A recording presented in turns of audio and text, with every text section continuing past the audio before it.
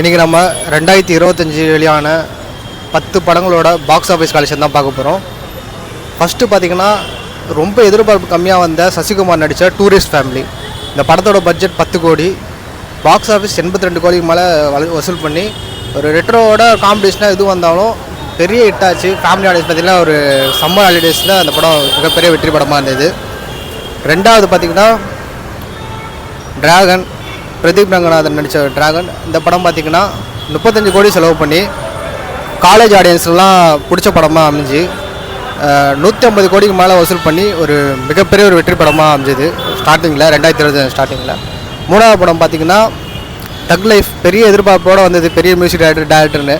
இந்த கதைக்களம் வந்து சரியில்லாதனால ரொம்ப ஒரு சுமாரான வசூல் தான் இப்போ. அதுக்கப்புறம் நாலாவது பார்த்திங்கன்னா அஜித் குமார் நடித்த ஜிபியு, ஃபேன்ஸ்க்காகவே எடுத்த படம். பயங்கரமாக செலவு பண்ணியிருப்பாங்க, நிறைய செட்டுக்குள்ளேயே வச்சு எடுத்திருப்பாங்க. 250 கோடி மேலே செலவு பண்ணி கிட்டத்தட்ட போட்ட காசு எடுக்கிற ஒரு ஆவரேஜ் வெற்றி தான். இருந்தாலும் போட்ட காசு ஃபேன்ஸுக்கு அது ட்ரீட்டான ஒரு படமாக இருந்தது. அடுத்ததாக பார்த்திங்கன்னா டியூடு, ரொம்ப சர்ச்சையான கதைக்கிறதுனால ஃபுல் அண்ட் ஃபுல் இன்ஸ்டாகிராம்லேயும் சரி எல்லா மீம்ஸ்லேயும் போட்டு அடினே அடித்த படம். இருந்தாலுமே எவ்வளோ ட்ரோலுக்கு மத்தியில் என்டர்டெயின்மெண்டான ஃபேக்டர்ஸ்க்காக இந்த படம் ஒரு இளைஞர்கள் வந்து அந்த சர்ச்சையை விட்டுட்டு என்டர்டெயின்மெண்ட்காக படம் வேறு படம் இல்லாதனால இந்த படம் ஒரு வெற்றி படமாக இருந்துச்சு. 30 கோடிக்கு மேலே செலவு பண்ணி 100 கோடியை தாண்டின ஒரு படம். அடுத்ததாக பார்த்திங்கன்னா சூர்யாவோட ரெட்ரோ, கார்த்திக் சுப்ராஜோட சார் வந்து பார்த்திங்கன்னா கிட்டத்தட்ட ஒரு பேட்டை மாதிரியே எடுக்கிறேன் அப்படின்னு சொல்லிட்டு சூர்யாக்காகவே பார்த்து எடுத்துருப்பாப்புல. ஒரு கேங்ஸ்டரோட கதை. இந்த படம் பார்த்திங்கன்னா ஒரு 65 கோடிக்கு மேலே செலவு பண்ணி கிட்டத்தட்ட 100 கோடிக்கு மேலே வசூல் பண்ணுச்சு. சூர்யாவுக்கு ஒரு நல்ல ஒரு கம்பேக் படமாக அது அமைஞ்சது. அடுத்ததாக பார்த்திங்கன்னா தலைவன் தலைவி, விஜய் சேதுபதியோட ஃபஸ்ட்டு 100 கோடி படம்.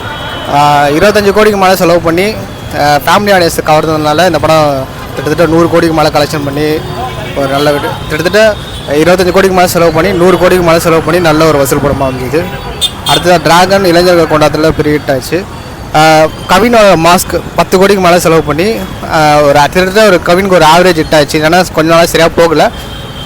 இந்த படம் வந்து ஒரு 12 கோடிக்கு மேலே வசூல் பண்ணி ஒரு நல்ல ஹிட் ஆச்சு. லாஸ்ட் லிஸ்ட்டில் பார்க்க போகிறது வந்து கூலி.